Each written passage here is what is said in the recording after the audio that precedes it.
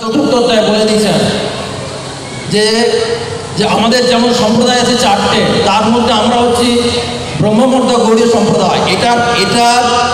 এটার সৃষ্টি, এটা মানে আমাদের আদিগুরু হচ্ছে ব্রহ্মা, তারপর ব্রহ্মাজি আদিগুরু হচ্ছে ভগবান শ্রীকৃষ্ণ। ভগবান শ্রীকৃষ্ণ হচ্ছেন আদিগুরু। উনি ব্রহ্মাজিকে দীক্ষা দেন, ব্রহ্মাজি নারদ মুনিকে দেন, নারদ মুনি ব্যাসদেবকে দেন। এইভাবে গুরু পরম্পরা মারফত যে ধারাটা চলে আসছে, এই ধারাতে আমাদের চৈতন্য মহাপ্রভু আছেন। ওনার গুরুদেব ছিল মাধবেন্দ্র পুরী, তার গুরুদেব ছিল ওনার গুরুদেব ছিল ঈশ্বরচন্দ্র পুরী, তার গুরুদেব ছিল মাধবেন্দ্র পুরী। হ্যাঁ, তো এই যে ঈশ্বরচন্দ্র পুরীর কাছে চৈতন্য মহাপ্রভু দীক্ষা নিয়েছিলেন, নিত্যানন্দ মহাপ্রভু দীক্ষা নিয়েছিলেন, অদ্বৈত আচার্য দীক্ষা নিয়েছিলেন, চৈতন্য মহাপ্রভু যে রূপ গোস্বামী দীক্ষা নিয়েছিলেন। এই গুরু পরম্পরাতে যদি আমরা দীক্ষা নিই, গুরু পরম্পরা ছাড়া সৎগুরু হতে পারে না। গুরু পরম্পরা ছাড়া কোনো মতে সৎগুরু হতে পারে না। কারণ দিব্য জ্ঞান ভগবান বলছেন, এই আমার গীতার যে জ্ঞান শাস্ত্র শ্লোক, এটা রাজর্ষি মারফত, এই গুরু পরম্পরা মারফত এই পৃথিবীতে এসছে।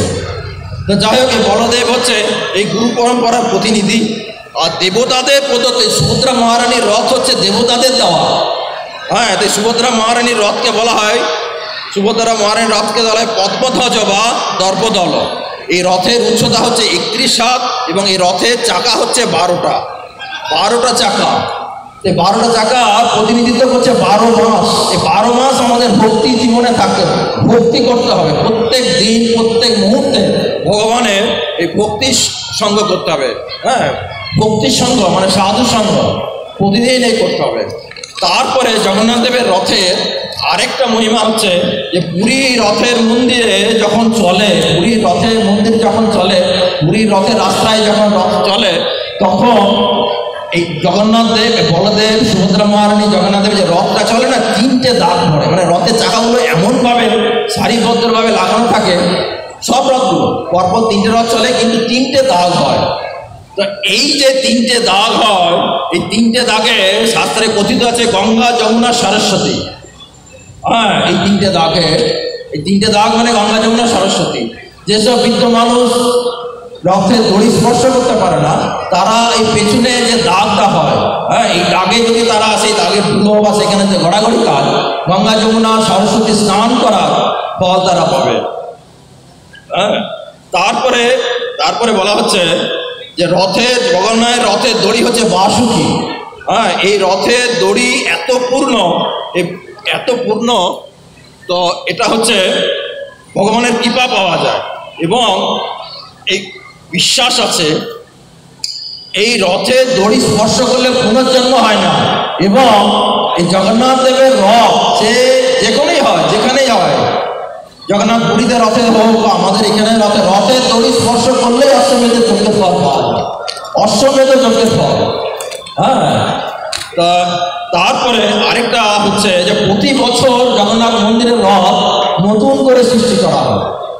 নতুন মানে নবরথ তৈরি করা হয়। ভগবান জগন্নাথ দেবের রথ প্রতি বছর নবরথে উঠেন, মানে নতুন রথে ওঠেন। এই নব মানে হচ্ছে নতুন, আবার নব মানে হচ্ছে নববিধা ভক্তি। তো এই জন্য জগন্নাথ দেবের রথকে বলা হয় ভক্তির রথ। এখানে ভক্তিভাবে এই জগন্নাথ দেবকে যে মানে ডাকবেন, হ্যাঁ, তিনি ভগবান উদ্ধার করবেন। হ্যাঁ, এই নববিধা ভক্তি, ভগবানের রথই হচ্ছে নববিধা ভক্তি। এই নববিধা ভক্তির মধ্যে আমরা ভাগবতম দেখেছি। এই নববিধা ভক্তির মধ্যে মানুষ যদি একটা ভাব মানে ভগবানের অবলম্বন করে, তাহলে ভগবানের কাছে ফিরে চলে যাওয়া যায়। যার জন্য ভগবানের রথ নতুন আকারে সৃষ্টি হয়। তো আমি আপনাদের কাছে ছোট করে একটা বলে দিই এই নববিধা ভক্তিটা কি। এবং এই নববিধা ভক্তির মধ্যে একটাও যদি মানুষ গ্রহণ করে, মানে আমরা সকলে যদি গ্রহণ করি না, ভগবানের কাছে আমরা ইজি ফিরে যাব। এই নববিধা ভক্তির মধ্যে যে ফার্স্ট হচ্ছে শ্রবণম। এই যে এত পবিত্র স্থানে আপনারা বসে হরিকথা শুনছেন, সুন্দর ভজন শুনলেন, এবং একটু পরে আরও মহারাজ আসছেন, এই মহারাজের কাছে আপনারা হরিকথা শুনবেন। এই শ্রবণ কানে শুনে ভগবানের ধামে চলে যাওয়া যায়। এটা ভগবানের অ্যাপ্রুভ্যাল নিয়ম, মানে নীতি। নববিধা ভক্তির মধ্যে যদি কেউ শ্রবণ করে, শ্রবণ করতে করতে ভগবানের ধামে ফিরে যাওয়া যায়। হ্যাঁ, তো এই শ্রবণ করে তারপরে হচ্ছে কীর্তন। ভগবানের যদি আপনি সারাদিন হরে কৃষ্ণ মহামন্ত্র কীর্তন করেন, হ্যাঁ, কীর্তন করে ভগবানের কাছে চলে যাওয়া যায়। অর্চনা মানে ভগবানের সেবা পূজা করা, বন্দনা, স্মরণ, ভগবানকে যে সারাদিন চিন্তা করছেন যে আমি ভগবানকে কী ভোগ লাগাবো, কী ভগবানকে দেবো, এ করলেও চলে যাওয়া যাবে। পাদসেবন, দাস্য, সখ্য, দাস্য মানে সার্ভেন্ট, সখ্য মানে বন্ধু, আত্মনিবেদন, হ্যাঁ মানে ভগবানকে নিবেদন করলেন, এই প্রভু আমার যা কিছু আছে সব তোমার, অ্যাসেট, গাড়ি বাড়ি, সোনা দানা সব, পুত্র সন্তান, এইভাবেও ভগবানের কাছে ফিরে চলা যায়। তো আমি একটা ছোট করে বলি যে এই যে নববিধা ভক্তিতে কে, এই যেমন ধরুন কীর্তন, কিছুক্ষণ আগে বললাম না কীর্তন, এই কীর্তন করে সুখদেব গোস্বামী, কীর্তন মানে ভগবানের মহিমা, লীলা কীর্তন, ভগবানের গুণগান কীর্তন করে সুখদেব গোস্বামী ভগবানের কাছে ফিরে চলে গেছেন। অর্চনা, ভগবানের সেবা পূজা করে পৃথু মহারাজ, বন্দনা, বন্দনা করে মানে ভগবানের গুণ মহিমা যেসব বন্দনা করে অক্কুর মহারাজ, স্মরণ করে ভগবানকে সারাদিন স্মরণ করছে। প্রহ্লাদ মহারাজ সারাদিন স্মরণ করেছিল এবং প্রহ্লাদ মহারাজ সারাদিন স্মরণ করে ওনার পিতাকেও বুঝিয়েছিলেন যে সমস্ত জায়গায় ভগবান আছে। এই স্মরণ করে প্রহ্লাদ মহারাজ ভগবানের ধামে যাওয়া যায়। পাদ পদ্ম সেবন, হ্যাঁ এই ভগবানের সেবা করে কে, লক্ষ্মী দেবী, হ্যাঁ উনি চলে গেছেন। দাস্য মানে সার্ভেন্ট, তুমি প্রভু আমি চাকর, এইভাবে কে গেছেন, হনুমান, বজরঙ্গবলী, ভগবান রামচন্দ্রের মানে সার্ভেন্ট, চাকর হয়ে। সখ্য, ভগবত ধাম লাভ করেছিলেন। সখ্য মানে বন্ধু, বন্ধুভাবে দেখুন আমরা সবাই জানি না অর্জুন, হ্যাঁ এবং ভগবত ধামে লাভ করেছিলেন প্রিয় অর্জুন। এবং আত্মনিবেদন, আত্মনিবেদন মানে একদম স্যারেন্ডার, তুমি যদি আমাকে হত্যা করো হত্যা করো, তুমি যদি আমাকে বাঁচিয়ে রাখো বাঁচিয়ে রাখো, তুমি যদি আমার প্রপার্টি কেটে নেবে তো কেটে নাও, আমার কোনো অভিযোগ নেই তোমার প্রতি। এটা কি করে হয়েছিল, বলদেব, হ্যাঁ এই বলদেব বলছি আপনার বলি মহারাজ, যাই হোক মাঝে মাঝে ভুল করে ফেলছি।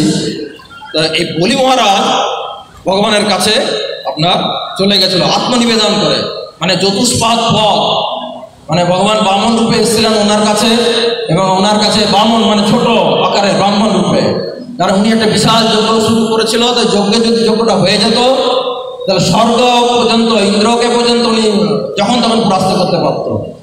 তখন বলি মহারাজ বলেন যে ঠিক আছে, তখন বলি মহারাজ আসেন যজ্ঞ ভ্রষ্ট করার জন্য। এবং এই বলি মহারাজের গুরুদেব ছিল শুক্রাচার্য।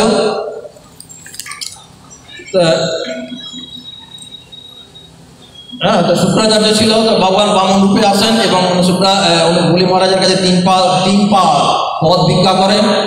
শুক্রাচার্য যখন বলে এনাকে দেবে না, ইনি বামন মানে গেঁড়া ব্রাহ্মণ নয়, ইনি স্বয়ং বিষ্ণু, তোমার কাছে এসছে সব হরণ করে দেবে। কিন্তু বলি মহারাজ এত দান ছিল বলে সে নেয় নেয়, আমার কোনো ইয়ে নেই।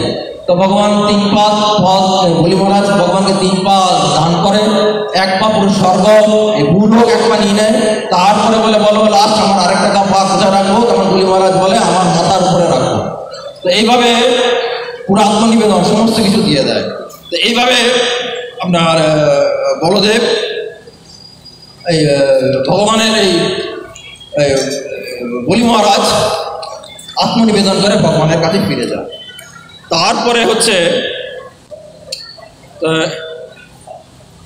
তো যাই হোক এবার প্রত্যেক বছর ভগবান রথে করে সুভদ্রা মহারানীকে এবং বলরামজিকে নিয়ে 8 দিনের জন্য ভগবান ইয়েতে আসে, তার মাসির বাড়িতে আসে। যেমন আজকে যেমন আমাদের 5ম দিন, আরও 2 দিন ভগবান থাকবেন।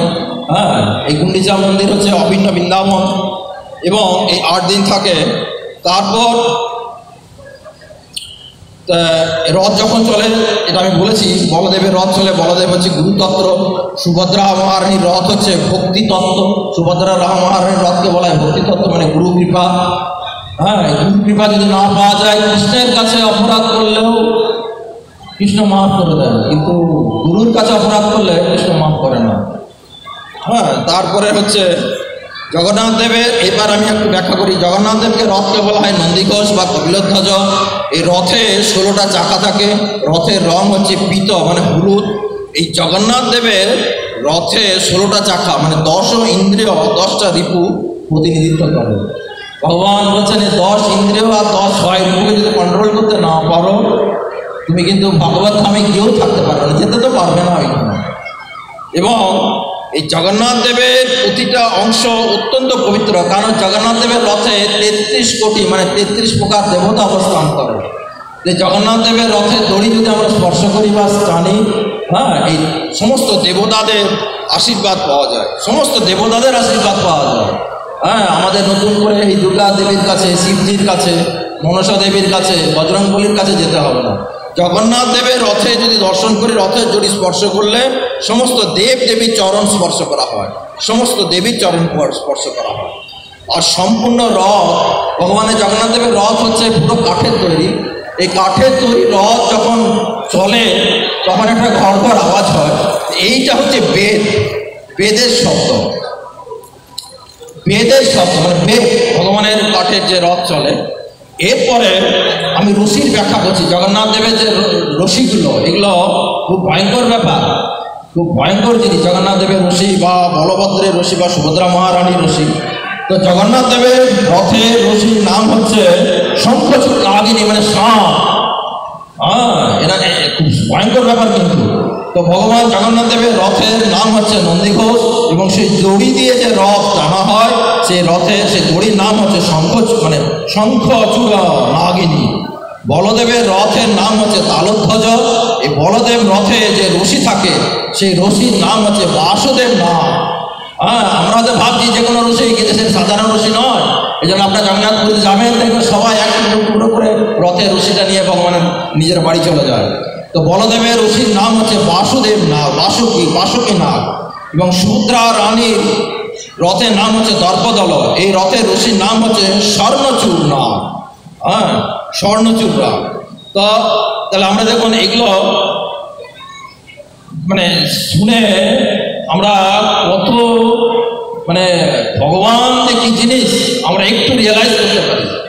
হ্যাঁ, ভগবানের এই রথটা ভগবানের কাছে কত বিরাট ব্যাপার, আমাদের কাছে কত বিরাট ব্যাপার ভগবানের।